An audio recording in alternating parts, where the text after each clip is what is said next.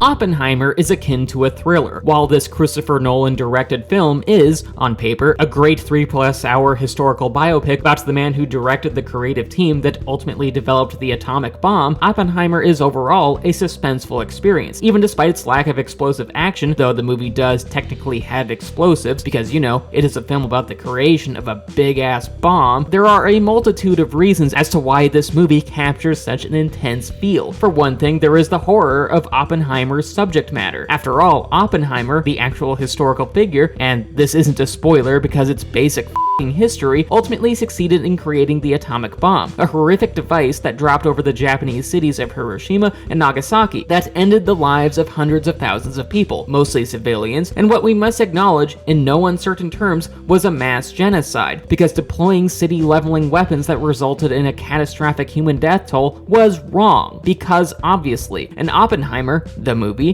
treats that shit with sincerity. The film portrays its subject matter with an ominous tone, that the atomic bomb was a breakthrough of both science and weapons manufacturing that would ultimately mean the deaths of a near uncountable amount of people, a development that, as we in the audience understand it to be, a horror of inevitable human devastation, and for that reason alone, Oppenheimer has a tendency to quicken the audience's pulse. It is a very intense watch. Adding on to that, Oppenheimer's more cinematic elements further heighten the audience's stress levels. Performance-wise, everyone is on point, but particularly Robert Downey Jr. as the calculating Louis Strauss, Matt Damon as the personable Lieutenant General Leslie Groves, and most importantly, lead actor Cillian Murphy as the genius yet intense title character who has the weight of a destructive legacy on his shoulders, giving a truly larger-than-life frame-dominating performance, which is befitting because, for better or for worse, Oppenheimer as a person was a larger-than-life historical figure, a figure whose personality didn't always correlate with proper social decorum, which, as portrayed in the movie, put him at odds with some of the other characters, causing there to be an abundance of hidden political agendas and personal backstabbing, which both character and narrative development-wise successfully added to the film's drama, to the earlier mentioned tension. Additionally, Oppenheimer's editing ensures that this drama feels like a thriller, and honestly that should not be a surprise. After all, this is a Christopher Nolan film, a man known for making upscale thrillers and action movies with the panache of an auteur filmmaker, and oftentimes one of these stylistic tricks that Nolan often deploys in his films is that of a non-linear narrative, and that's honestly true for Oppenheimer as well, because honestly, Oppenheimer jumps around on a timeline and even focuses on different personal perspectives. For example, we will oftentimes see events from the 1930s or early 40s interspersed with sequences from the late 40s and early 50s, all while being told from mostly two different perspectives, one being Oppenheimer, the character, and the other being Louis Strauss, which admittedly sounds very confusing at first. After all, there's a lot going on in quick succession in Oppenheimer, the movie. Yet with that said, these sequences and perspectives all come together cohesively. For one thing, these scenes and sequences, despite often taking place in different decades, are all tied together with relevant subject matter, a topical focus that anchors a given scene. And for another thing, the perspectives of Oppenheimer and Strauss are captured through the visual contrasts of color and black and white filmmaking. Oppenheimer's point of view is in color, all while Strauss's perspective is in black and white, meaning that despite Oppenheimer, the movie's seemingly chaotic cinematic and editing structure, there is an organization to this aforementioned chaos to where the audience can follow along, which is a stellar feat in and of itself, and given that there's so much going on at a single time, the fact that the edits are sharp and often cut quickly at times, Oppenheimer has this feel of a thrilling actioner, even though it definitely is not an action movie. It is overall an experience that leaves the audience breathless. Ultimately, Oppenheimer is a thrilling watch. The bleak subject matter, the top-tier performances, the tension-building musical score by Ludwig Göransson, the strong thematic storytelling, which I will dive into more in the next video, and the editing structure all cause Oppenheimer to be an edge-of-your-seat watch, even despite how it is actually a 3-hour historical biopic, even despite how it is a drama that feels like a thriller.